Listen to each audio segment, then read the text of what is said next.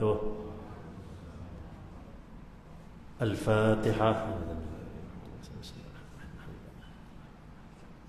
إياك نعبد وإياك نستعين صراط الذين أنعمت عليهم. بسم الله الرحمن الرحيم. الحمد لله رب العالمين، والصلاة والسلام على أبي القاسم الأمين سيدنا محمد وعلى آله وصحبه أجمعين. سبحانك لا علم لنا إلا ما علمتنا إنك أنت العليم الحكيم. ولا حول ولا قوة إلا بالله العلي العظيم. رب اشرح لي صدري ويسر لي أمري واحلل عقدة من لساني يفقهوا قولي وسدد لساني واهدي قلبي بحق سيدنا محمد صلى الله عليه وآله وسلم. اللهم صل وسلم وبارك على سيدنا محمد الفاتح لما أغلق والخاتم لما سبق ناصر الحق بالحق والهادي إلى صراطك المستقيم صلى الله عليه وعلى آله وصحبه حق قدره ومقدار العظيم.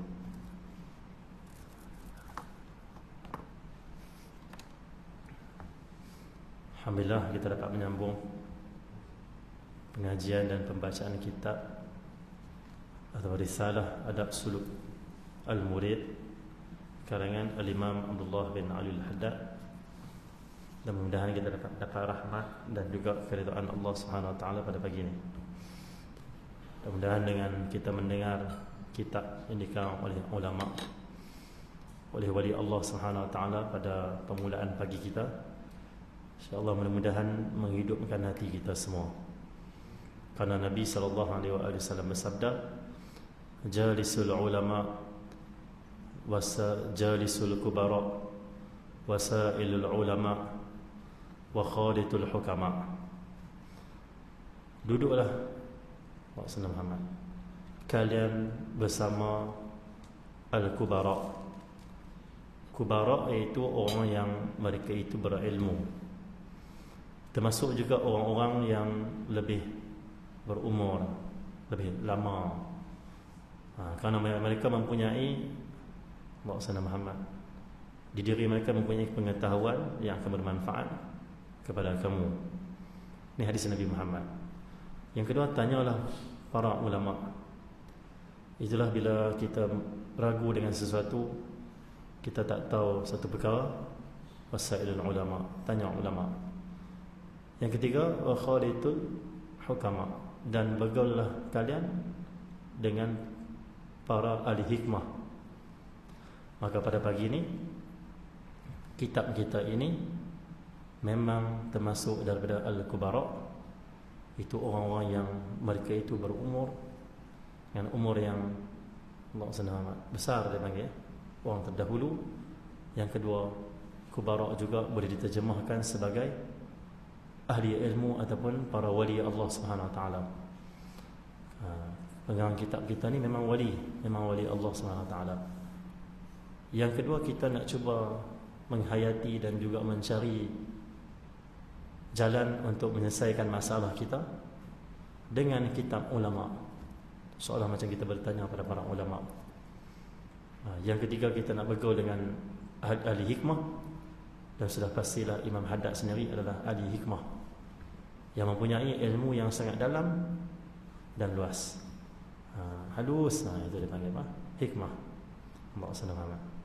Terus kata Imam Abdullah bin Al-Haddad, li'anna zahida man law aqbala an-nasu alayhi bi ta'zimi wa badlil amwali lakana ya'radu an dhalika wa yakrahuhu wa hadha yatlubu ad-dunya bi 'amali al-akhirati faman ajhalu minhu wa idza lam yaqdir 'ala al-zuhdi fi ad-dunya fayanbaghi lahu an yatlubu an yatluba ad-dunya min al-maliki laha wa huwa Allah fa inna qulubal khalaiqi biyadihi yuqbilu biha ala man aqbala alayhi wa yusakhiruha lahu fi ma yasha. Sebab seorang yang berzuhud, Allah SWT Muhammad, adalah kalau manusia menujunya. Kalau manusia aqbalan nas, law aqbalan nas.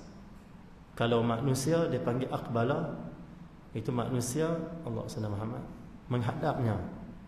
Manusia menghadapnya. Manusia memberi perhatian kepadanya. Allah SWT Muhammad. Dengan bita'zim, dengan pengagungan. Allah SWT. Manusia duk parti dia, manusia duk tumpu pada dia, manusia duk hadap pada dia dengan penuh penghormatan. Bahasa mudahnya, orang suka dan orang muliakan. Okey. Ini orang yang berzuhud ni lah. Maka ia akan menolak dengan pengagungan dan pengorbanan harta. Manusia hadapkan diri manusia dengan harta. Orang nak tolong dia, orang nak bagi kat dia duit, orang nak bagi kat dia kemudahan dan sebagainya. Maka orang zuhud ni dia tolak. Dia tolak. Wa yakrahuhu, dan dia benci, tak suka. Tak suka dan tolak segala pengagungan dan juga Allah SWT penghadapan, tumpuan manusia dan juga pemberian manusia. Dia tolak semua, dia tak mahu. Tolak ini dia memang Allah SWT sebenarnya bertujuan untuk manusia yang lihat dia, manusia yang respect dia, memandang dia sentiasa berzuhud. Kerana bagi dia, kalau dah manusia dah pandang aku ini zuhud, manusia dah pandang aku ni hormat, manusia dah pandang aku ni tak cinta dunia. Kalau aku terima dunia yang mereka nak bagi, kalau aku terima penghormatan mereka, nanti orang kata aku tak zuhud pula. Ini dia panggil apa? Orang yang menzahirkan zuhud, tetapi bukan kerana Allah, kerana nak manusia memandang dia sebagai orang yang mulia dan agung. Wa hadha yatlubu dunya bi'amil akhirah. Orang ini, iaitu orang yang menzahirkan zuhud di depan manusia, menolak pemberian manusia dengan tujuan manusia kata saya zuhud. Dia pergi sembahyang jenazah. Kalau kita di Kedah, solat jenazah masih ada duit, orang bagi duit lah. Saya pernah tanya Tuan Guru saya, Tuan Guru Haji Rifai, salah seorang daripada ahli fatwa negeri Kedah, Jabatan Mufti. Saya tanya, orang dah bagi duit solat jenazah ni, tak apa kan? Tok Guru jawab, orang nak tolong jenazah tu, kita ambil je lah. Faham tak? Kebiasaan, kalau kami di Kedah lah, di sini mungkin ada, kita ada badan jariah, dia panggil badan jariah ahli Korea. Itulah ahli Korea setiap tahun akan bayar RM5, tahun RM10, daftar dan juga dia panggil apa, macam yuran lah, nak himpun tabung khariat kematian, dia panggil. Okey, bila kita meninggal tak payah berkeluar duit dah. Badan yang dia panggil apa, yang kita daftar ini akan keluarkan duit, uruskan daripada A sampai Z pengurusan jenazah. Di antara yang diasingkan duit beberapa ratusan ringgit lah, khas untuk diberikan duit ini kepada orang yang mayat sembahyang jenazah. Apa tujuannya? Dengan niat segala tabung ataupun yuran yang dibayar oleh si mati ini kita himpun dan kita keluarkan sedekah untuk dia, supaya dia meninggal hari ini, dia masuk ke kubur, dia dapat pahala sedekah. Itu maksudnya. Kita nak tolong dia tu, kita ambil duit kata tubuh, ya? Terimalah. So, ini pertolongan kepada si mati. Macam itulah. Cuma jangan pula kita pergi ambil duit peninggalan jenazah tu. Takut itu harta pusaka yang mesti difaraid dan sebagainya, itu tak boleh lah. Tapi kalau duit ini duit berasingan yang dikeluarkan dari masjid, surau ataupun pihak yang berwajib, bawa senang. Ataupun duit si mati ini yang dia daftar dan yuran bayaran lah, macam pengurusan jenazah, keluarkan balik untuk semua bayaran atau pengurusan itu, sebahagiannya disedekahkan atas nama si mati. Tak apalah. Jadi Allah SWT Muhammad, ada orang dia sembahyang jenazah, dia tolak, tak mau, dia tolak. Apa tujuannya? hati kita, hati orang kita tak boleh hukum. Tetapi kita boleh hukum hati kita sebab kita tahu hati kita.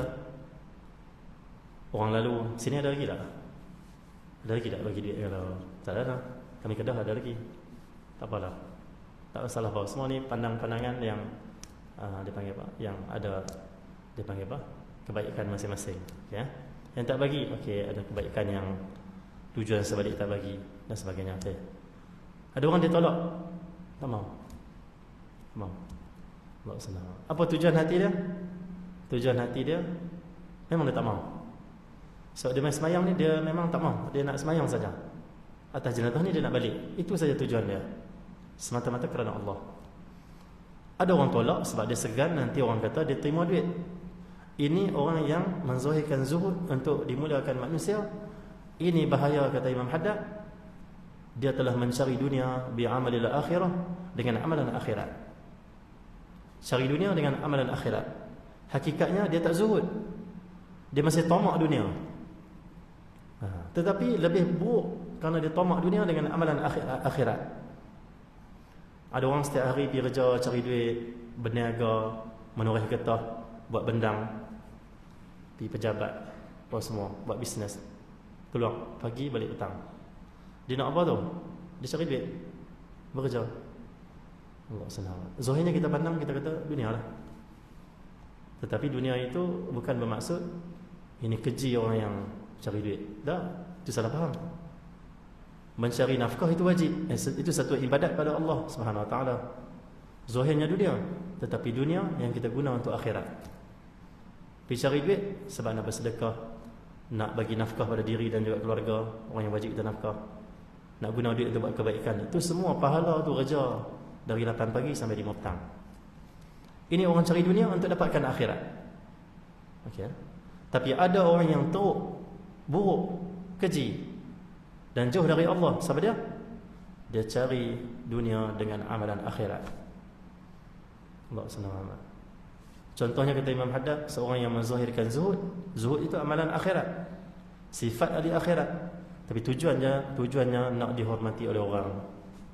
Sedangkan zuhud itu bukan mencari pujian.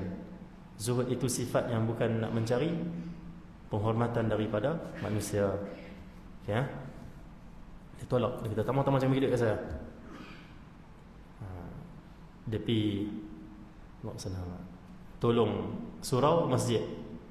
Surau kata kita nak buat gotong royong cuci surau. Dia pun pergilah. Surau keluarkan sedekah ataupun infak penghargaan sagu hati orang yang datang berkhidmat. Orang ni dia datang, dia tolak. Imam, saya tak mahu sama duit, saya tak mahu duit. Apa tujuan? Hati dia hanya Allah yang tahu, dan dia juga yang tahu apakah tujuan yang dia buat macam tu. Kita tidak, ilmu tasawuf bukan nak menghukum orang. Ilmu tasawuf nak menyuluh hati kita, nak menyuluh, nak cek kita.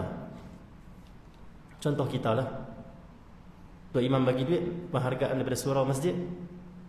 Ambil. Abang ambil. Adik ambil. Dah tamu. Apa tujuan dia tolak? Memang dia tak mahu pun. Saya nampak bagilah kat orang lain. Ada orang lain tu mungkin lebih berhak. Ada dia kata bagilah kat kawan tu, atau buatlah kenduri, saya infak balik. Tak ada. Ini kerana Allah, tak ada masalah. Ada pula orang tolak. Kenapa? Dia tak mahu semua orang yang duduk di masjid yang khidmat dan Tok Imam pandang dia tak zuhud. Orang pandang, dia tak mahu imam pandang dia macam nak duit tak zuhud. Ini orang yang buat amalan akhirat, menzahirkan zuhud itu amalan akhirat. Dia nakkan pujian dan penghormatan daripada manusia. Na'udzubillah min dzalik. Satu kesalahan, bukan dia mencari akhirat, sebenarnya dia tengah mencari dunia. Dunia itu bukan hanya harta, tahta, wanita, senjata, Toyota, Azia semua. Termasuk dunia adalah apa yang kita nak selain Allah Subhanahu Wa Taala. Apa yang kita nak selain Allah maksudnya apa? Kita buat satu amal, kita hidup dan mati, apa pun kita buat bukan nak mencari pandangan Allah, nak cari pandangan manusia. Itu termasuk dunia. Sebab tu kata ulama, sihir Harut dan Marut boleh memisahkan suami isteri. Tapi sihir dunia boleh pisahkan seorang hamba daripada Allah SWT. Bahaya lagi. Sihir-sihir yang orang buat tu, kalau ni zaman sihir, ni sebab zaman Dajjal, zaman sihir. Memang Dajjal tak keluar lagi. Dajjal yang kata mata satu tu, sebelah mata buta, sebelah mata celak, yang tu tak keluar lagi. Tapi orang-orang yang ada sifat-sifat Dajjal, kumpulan-kumpulan yang mereka itu menolong da'iyah ataupun program ataupun dia panggil apa, Allah senang kerja-kerja Dajjal, itu sudah ada. Itu sudah ada, dipanggil Dajajilah. Dalam hadis Nabi sebut Dajjal, yang kedua Nabi sebut Dajajilah. Dajajilah apa dia? Dajjal apa dia? Dajjal itu akan keluar akhir zaman, mata satu, sebelah mata buta. Okey. Dajajilah dah keluar sejak zaman Nabi-Nabi terdahulu lagi, iaitu seorang yang membawa fitnah, kumpulan yang membawa fitnah. Mereka membawa manusia ke jalan yang selain Allah ridha. Mereka kempen, mereka buat macam-macam supaya manusia berpaling dari Allah SWT. Allah SWT. Mereka datang untuk rosakkan manusia dengan apa yang mereka memiliki, kuasa ke, apakah duit wang ringgit ke, pengaruh ke dan sebagainya. Jadi ini Dajajilah, orang-orang yang bersifat Dajjal, kumpulan-kumpulan yang bersifat Dajjal, yang ingin membuat kerja-kerja Dajjal, memalingkan manusia dari Allah dan pergi ke syahwat dan juga besarkan yang selain Allah SWT. Tak apalah, kerana syaitan itu, maka itu cari dunia. Dunia bukan hanya yang kita nampak. Dunia sebenarnya ada tujuan. Betul tak? Okay. Ada satu kisah saya kisahkan hari itu. Saya kisahkan dah, tak salah di sini. Ada seorang ahli zuhud di zaman dulu, ratusan tahun dululah, disebut oleh para ulama kita dan kita lah, kisah pengajaran. Kita kisah ni penting kerana Al-Quran itu turun, termasuk hadis Nabi Muhammad, bukan hanya hukum hakam, bukan hanya halal haram, bukan hanya nak cerita pasal mayang, haji, umrah dan sebagainya. Sebenarnya di antara yang Quran dan hadis Nabi banyak sebut, dia panggil qasas, qasasul anbiya, qasasul awliya, qasasus salihin, cerita-cerita, hikayat-hikayat. Yang sebalik itu ada satu ilmu dan juga pengajaran yang luar biasa. Cerita Siti Maryam, bagaimana kehidupan dia sampai dia melahirkan Nabi Isa. Siti Maryam ini orang salihah, bukan Nabi, bukan Rasul. Allah ceritakan bagaimana seorang wali Allah di zaman Nabi Sulaiman, dengan kelebihan yang Allah bagi, boleh pindahkan singgasana Ratu Balqis dari Yaman pergi ke Palestin, tak ada nak kejip mata sampai dah. Sedangkan Yaman nak pergi Palestin lebih kurang sebulan atau 2 bulan perjalanan. Jauh, 2000 km. Yang kita dengar hari ni Yaman hantar peluru pandu. Tetapi sebenarnya dia bukan hantar peluru pandu di Palestin sebenarnya. Tak tahu Allah Alam lah kalau ada depa teknologi macam tu. Kerana sebenarnya jauh 2000 lebih kilometer. Sebenarnya Yaman hari ini dia bom mana-mana kapal, mana-mana kapal lah yang lalu lautan dia nak masuk ke Palestin, panggil negara haram Israel lah, dia bom situ. Kerana dalam peta macam ni, contoh ni peta, ni lot merah, yang hitam ni lot merah. Lot merah tu dia halui sikit tu, panjang sampai ujung. Lepas tu yang ni semua laut. Okey, dia panggil apa ni, Arab Saudi, ni Arab Saudi, ni Yaman. Seberang sana Palestin. Semualah. Mesir, Palestin dan seberang sana, seberang laut sana. Mekah, Madinah, Yaman belah sini. Mesir, Palestin belah sana. Yaman dia duduk kat mana? Dia duduk ujung ni, panjang macam ni. Seolah macam Yaman tu adalah negara yang mana-mana dia panggil apa, laluan laut. Orang nak guna laluan laut nak masuk ke Laut Merah akan lalu Yaman. Maka siapa yang mana kapal yang cuba masuk ke Laut Merah nak pergi ke Palestin, negara haram Israel, bawa barang dagangan, bawa semualah kontainer-kontainer semua, Yaman akan sekat sini. Dia tak pergi masuk ke sana. Sekat sini. Sebahagian apa bom. Ini yang dia panggil apa? Menjadi masalah pada Israel ataupun Zionis, kerana Allah Subhanahu Muhammad. Laluan depa dari segi laluan dia panggil apa? Laut dah disekat, dah diganggu oleh Yaman. Yaman tu dia sebab dia bertindak kerana apa? Dia strategik. Dan dia agak selamat kerana dia jauh daripada Palestin ataupun negara Arab Israel. Israel susah sikit nak mai ke serang ke Yaman kerana memang jauh 2000 lebih kilometer. Kena lalu Arab Saudi apa semua nak mai. Dan dia pula lah ni tengah bergolak untuk dia panggil apa? Tengah dia panggil apa? Panik lah nak menjaga dia panggil apa? Negara ataupun kuasa dia apa? Zionis. Sebab ni depa dapat penentangan yang hebat daripada mujahidin ataupun umumnya orang Palestin. Tak apalah. Jadi nak cerita apa tu? Cerita Yaman tu. Kembali pada kitab kita. Maka ini orang dia yang mencari dunia dengan amalan akhirat. Ada orang cari dunia dengan amalan dunia, tak apa lagi. Walaupun dia macam pikuk lain sikit, okey lagi. Ada orang pula mencari akhirat dengan amalan dunia. Contoh dia pergi kerja, cari duit, buat bisnes, semua macam-macam lah. Tetapi dia nak mencari keridaan Allah untuk nanti di akhirat dan juga di dunia lah, dapat kelebihan di sana. Yang bahaya orang menjual dunia dan juga menggunakan dunia untuk mendapatkan akhirat. Ini dahsyat sekali. Contohnya kita ni, saya ni orang berilmu. Bukan berilmu maksudnya macam alim ulama, maksudnya ada ilmu sikit lah, memang ilmu agama sikit saja. Celah kuku saja nak dibandingkan ulama.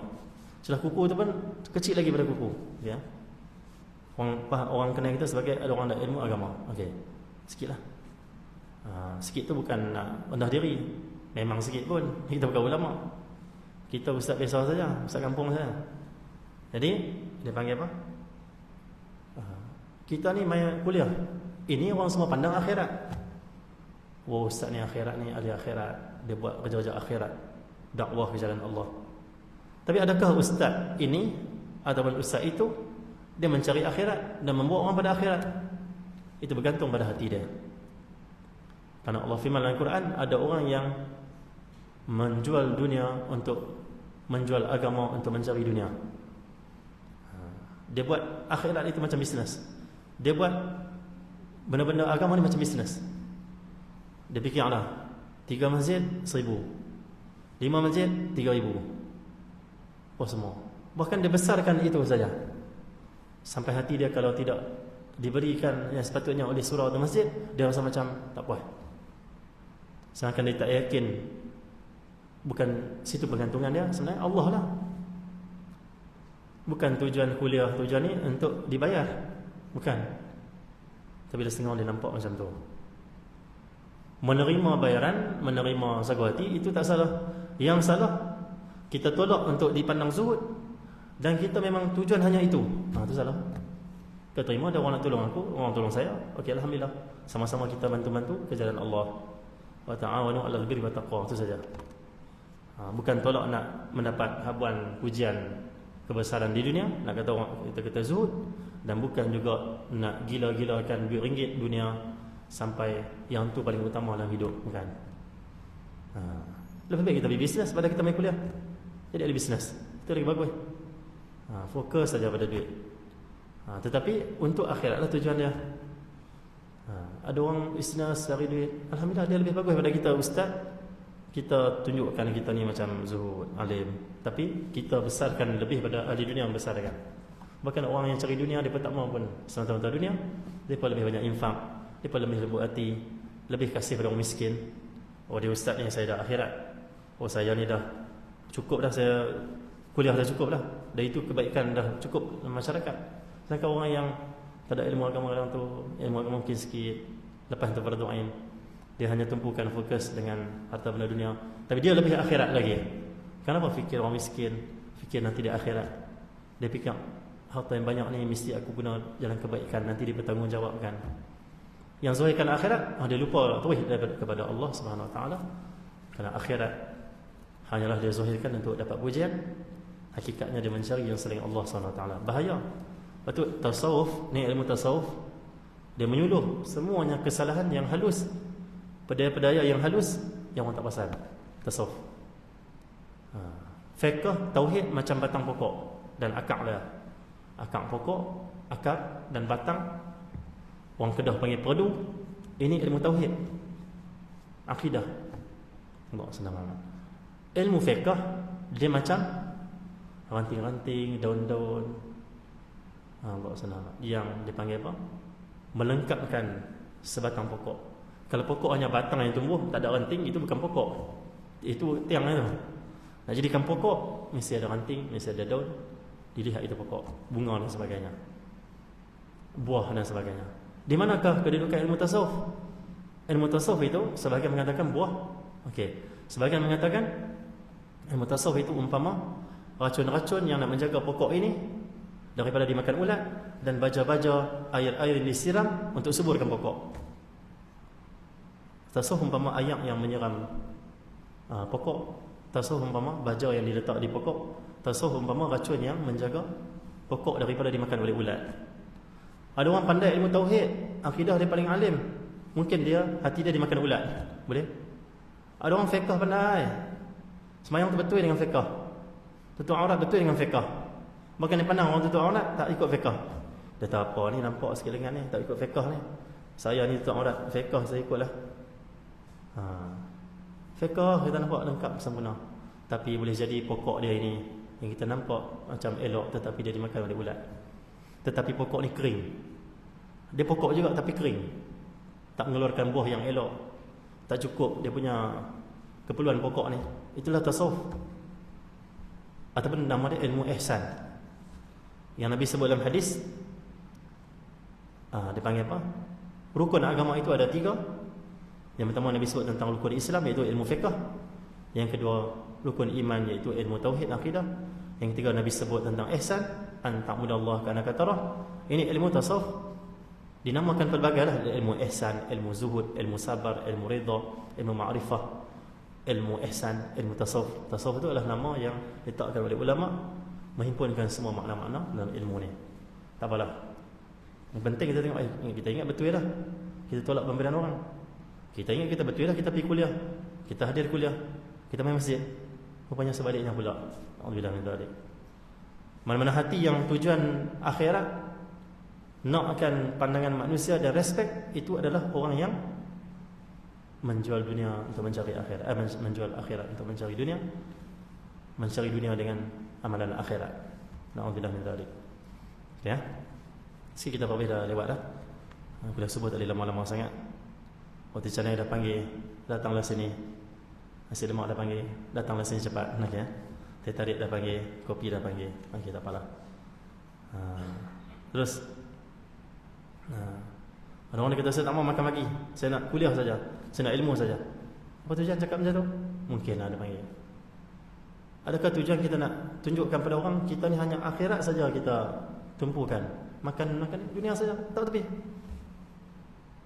Adakah tujuan kita nak orang pandang kita ahli akhirat? Itu dizahirkan zuhud, hanya nak Allah, tak mau dunia. Tetapi hakikatnya paling besar kehendak daripada dunia. Okay.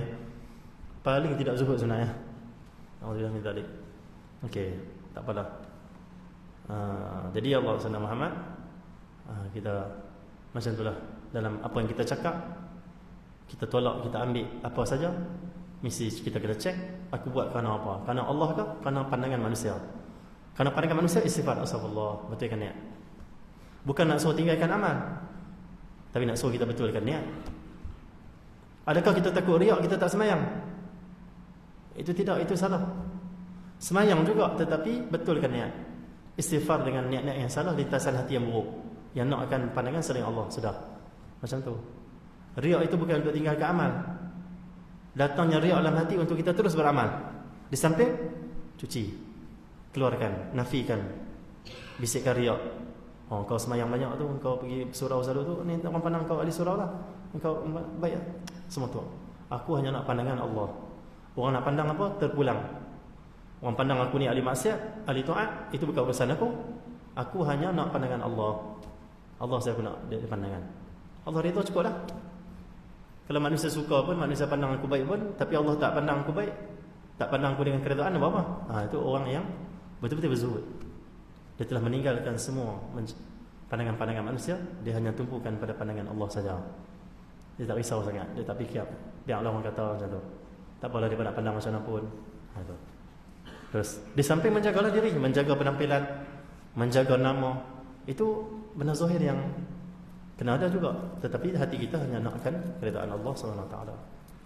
Bukan maksud tak mau pandangan manusia, esok keluar rumah pakai long pendek, pakai boxer saja, buka baju. Manusia tak pandang apa Allah. Itu salah. Ya, tak apalah. Maka ada saya jumpa ada seorang mai kat saya, dia bicara ilmu dan dalam tinggi-tinggi. Dia panggil ilmu makrifat lah apa semua, itu memang ada dalam Islam. Tapi masalahnya kita yang tak sampai dan bukan ahlinya membicarakan. Tak apalah. Jadi saya tengok dia pakai long pendek tapi bicara ketuhanan. Saya tanya kenapa pakai long pendek. Dia kata pakai long pendek ni lah akan merasakan diri kita ni rendah diri. Kalau kita pakai jubah dan serban akan menimbulkan riak, kata dia. Dia dah lari dah ilmu dia. Salah. Itu dah langgar syariat. Allah salam. Sebenarnya dia mencari pandangan siapa? Allah ke manusia? Dia nak manusia pandang dia rendah diri, tak riak. Dia nak manusia, bukan Allah, bukan ketuhanan lagi tu. Itu kemanusiaan, ya. Itu dia panggil apa? Kebesaran. Nak cari kemuliaan, bukan ketuhanan, ilmu ketuhanan. Ilmu ketuhanan ni jaga zahir syariat, jaga batin, jaga semua jaga. Itu ilmu ketuhanan. Zahir dan batin lah. Okay. Tak apalah, maka ia akan menolak dan membencinya. Ini mencari dunia dengan amal akhirat. Adakah yang lebih bodoh darinya? Faman ajhalu minhu, ada orang yang lebih jahil daripada orang ni. Kata Imam Haddad, jahil sungguhlah. Kenapa? Orang cari dunia sebab nakkan dunia, itu biasa, tak apalah. Dia memang dia jauh daripada jalan akhirat. Tapi ini orang yang bodoh, yang sangat jahil. Dia gunakan amalan akhirat untuk ujian, untuk dunia, kebesaran dunia. Na'udzubillah. Dia orang jahil, kata Imam Haddad. Kenapa? Dia tak kenal Tuhan, tak kenal Allah. Dia tak tahu kata Allah tu nilai hati, bukan nilai zahir. Dia tak tahu, tak kenal Tuhan. Orang dah makrifah dah, kenal Tuhan, Allah dah bersih hati dia. Dia hanya mengutamakan dan dia sedang Allah yang nilai, Allah mengetahui hati aku. Dia tak berani riak, tak berani ujub, sebab dia kenal Allah. Tak payahlah apa-apa ni, Allah tahu hatiku, tak payahlah. Macam tu. Dia bukan buat satu nak tunjukkan pada manusia. Walaupun kebaikan yang dia buat depan manusia, tapi bukan tujuan tu. Hati dia nak keridaan Allah Subhanahu Wa Taala. Bukan maksudnya nak menyembunyikan amal sampai tak buat apa depan orang. Tidak. Buat tetapi hati itu kerana Allah Subhanahu Wa Taala. Itu cara dia. Bukan lari, tapi teruskan dan betulkan niat. Jika ia tidak dapat berzuhud di dunia, maka seharusnya mencari dunia dari penguasanya, dan dia adalah Allah. Kata Imam Haddad, kalau tak mau zuhud, tak mau kita ni hidup dia macam zuhud, tolak harta dan sebagainya, zuhud yang makna yang zahir lah. Tak apa, kata Imam Haddad, engkau cari dunia lebih baik. Kata Imam Haddad, lebih baik engkau mencari dunia daripada engkau tunjukkan engkau ni orang akhirat untuk pujian, untuk pengagungan manusia. Lebih baik engkau mencari dunia dari siapa? Dari pemilik dunia, itu Allah SWT. Daripada engkau mencari dunia daripada sisi manusia. Faham tak? Kita nak pergi cari duit, nak pergi bisnes, kita minta, ya Allah berilah saya kaya. Baguslah, bagus, kerana dia ingat Allah dan dia pandang ini dari Allah SWT, bukan usaha saya semata-mata. Ada orang pula mencari dunia, dia tak pandang ini dari Allah, ini aku kena minta dari Allah. Dia pandang diri dia. Contoh, dia buat amalan akhirat, tolak duit, tolak itu, tolak ni. Dia nak dunia ini, tempat manusia puji dia, itu dunia. Dia nak dapat pada dia. Ini mencari dunia di sisi manusia. Dia nak manusia bagi dunia, bagi pengagungan, bagi harta, bagi penghormatan, bagi. Sedangkan ada orang mencari duit, dia ya Allah, ya Allah, ya Allah, Allah. Lebih baik engkau pergi cari dunia, kata Imam Haddad, dan kau minta kepada pemilik dunia itu Allah SWT. Lebih engkau ingat Allah, lebih hati engkau lembut dan engkau kenal Tuhan, daripada engkau ni dia tunjuk amalan akhirat, nak manusia bagi itu, bagi ini. Tak kenal Allah, dia lupa Allah tau, dia lupa. Sebab dia hanya fikir diri dia, aku mesti dihormati macam ni. Aku tak mau terima duit, nanti orang kata aku zuhud. Aku tak mau orang bagi apa, aku tak mau terima, sebab aku nak orang pandang aku ni orang yang tolak dunia. Ini tahu ni. Okay. Lupa Allah, dia ingat diri dia sendiri. Lebih baik orang pergi kerja setiap hari, cari dunia, amalan dunia dan sebagainya. Dia mohon kepada Allah, ya Allah, ya Allah, ya Allah. Dia dapat, dia bersyukur. Itu lebih bagus. Lebih bagus, kata Imam Haddad. Daripada tolak dunia, nak pujian manusia. Lebih baik orang cari dunia dan ingat Allah, daripada orang tunjuk dia cari akhirat tetapi nakkan pujian dan pengagungan manusia. Di segi niat lah. Tu. Tapi adakah dia kena tinggal amalan akhirat? Tidak, ini kata Imam Haddad nak sebut kata Allah senang amat. Bukan nak suruh tinggal itu salah faham. Imam Haddad nak sebut kata apa? Kamu, niat kamu tu, hati kamu dengan hati orang cari dunia. Hati orang cari dunia lebih baik kalau dia ingat Allah. Itu maksudnya yang mana akhirat kamu teruskanlah dan betulkan niat. Macam tu okey. Kalau tak mau zuhud, okey, cari dunia daripada Allah SWT, ikut yang Allah suruh, buat apa yang Allah nak. Dalam kita mencari suatu daripada keduniaan lah, dan tujuannya adalah keridaan Allah SWT daripada akhirat tujuan dunia. Sebenarnya hati setiap makhluk ada di tangan Allah, itu ada dalam genggaman, dalam kekuasaan Allah. Okay, dia akan menghadapkannya dunia pada siapa yang menghadapkan diri kepadanya. Hati-hati manusia ni Allah yang menguasai. Allah boleh hadapkan dunia ini, pujian dan sebagainya manusia, pada orang yang Allah nak. Maksudnya jangan kamu tumpu nak pujian orang, tumpu pada Allah. Jangan buat sikit, orang kata apa? Buat sikit, mesti dia puji. Buat sikit dia kata aku ni orang soleh apa? Buang semua tu. Dia menghadap. Kau hadap pada Allah. Hati manusia kau jangan fikir, kerana Allah yang menguasai dia. Allah boleh buat orang suka pada kamu, Allah boleh buat orang tolong kamu dan sebagainya. Kamu Allah saja yang kamu fokus. Bukan pujian. Dan memudahkannya baginya sesuai dengan apa yang dikehendakinya. Dan Allah akan datangkan, Allah akan mudahkan untuk kita dapat sesuatu yang Allah nak sampai pada kita. Kata Imam Haddad dalam qasidah dia, alladhi li ghairik la yasil ilaik walladhi qusib lak hasil ladaik fashtaghil bi rabbik walladhi alaik fil fariidah al haqiqah wasyara' al masun la yakthur hammuk ma qadir yakun. Kata Imam Haddad. Imam Haddad kata apa? Engkau kena sedar apa? Yang Allah tak mau bagi pada engkau, yang Allah senang kehendak sampai pada engkau sesuatu daripada benda dunia dan sebagainya, tak akan sampai pada engkau. Apa yang Allah kehendak bagi pada orang lain dan bukan untuk bagi pada engkau, tak akan sampai pada engkau. Alladzi li ghairik la yasil ilaik. Yang orang lain punya anugerah yang Allah nak bagi, kalau bukan kita punya, tak sampai ke kita. Engkau kena sedar, kata Imam Haddad, bergantung pada Allah. Jangan geram, awak dia kaya, aku miskin. Orang kaya tak faham ke aku miskin. Jangan tu. Mungkin orang kaya itu lebih dekat dengan Allah. Bila dia bersyukur dan kita tak ada duit apa semua, kita tak sabar, terpetikaikan pula itu dan ini. Dia tak boleh tak puas hati. Kenapa Allah bagi dia? Imam Haddad kata, sedarlah apa yang Allah nak bagi pada orang dan bukan pada engkau, tak sampai pada engkau. Walladhi qasim lak hasilan ladaik. Apa yang Allah telah janji untuk bahagikan pada engkau, pasti akan sampai pada engkau, akan datang depan engkau. Lepas tu engkau kena buat apa? Dah engkau sedar ini, fashtaghil bi rabbik walladhi alaik. Engkau sibuklah dengan Allah, sibuklah dengan Tuhan, sibuklah dengan Tuhan engkau. Yang Tuhan engkau ni dia ada kewajipan-kewajipan yang dia suruh engkau buat. Jangan duk fikir nak Allah bagi apa yang kita nak. Lebih baik kita fikir apa yang Allah nak kita buat.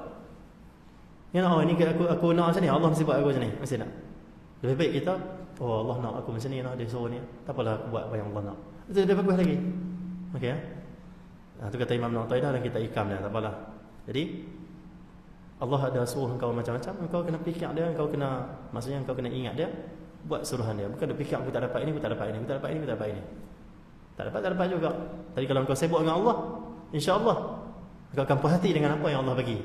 Kau akan tenang, ridha, insya-Allah, seronok, gembira dengan pilihan Allah. Bila sibuk dengan Allah lah. Fil fardi haqiqah wa syari'in masun. Allah ni dia ada kewajipan-kewajipan yang disuruh dari segi dalaman, hakikat dan juga syariat. Dalam dia suruh kita pandang, ingat dia. Zahir semayang, tutup aurat. Kamu kena sibuk dengan yang perkara ini, kata Imam Haddad. Tapi apa yang Allah janji akan sampai juga, insya-Allah. Masya-Allah. Tak apalah. Jadi ini macam ni kesimpulannya. Kita buat apa pun, tujuan kita nakkan redha Allah SWT, pasti akan mai juga lintasan yang tak elok. Nak suruh kita ni, bisikan buruk ni, dia nak apa? Buatlah supaya orang puji kamu. Ditolak. Aku terus buat, tapi aku nakkan keredaan Allah SWT. So mai pula, astagfirullah, aku buat kerana Allah, bukan kerana sesuatu selain Allah. Kena selalu main betul. Tolak, masukkan yang betul. Tolak yang tak elok, masukkan yang betul. Mujahadah batiniyah, mujahadah batin, mujahadah dalaman. Mujahadah luaran itu senang, tak ada susah sangat. Main masjid, main surau, sembahyang, baca Quran. Tapi yang payah mujahadah batin. Nak jaga batin, ingat Allah sentiasa, dan tak mau yang selain Allah. Itu payah sikit, tapi kena latih. Mesti main hawa nafsu dan syaitan nak rosakkan amal kita. Kau buat ni, kau mesti dapat ni. Kau itu. Kita ya kena Allah saja yang kena redha dia saja. Apalah insya-Allah, dan Allah berkati kita, marhati kita semua. Sallallahu alaihi wasallam. Fatihah. Allahumma nabi dak. Hasbunallahu wa ni'mal wakeel. Wa la hawla wa la quwwata illa billah. Rabbana atina fid dunya hasanah. Sallallahu alaihi wasallam. Alhamdulillah rabbil alamin.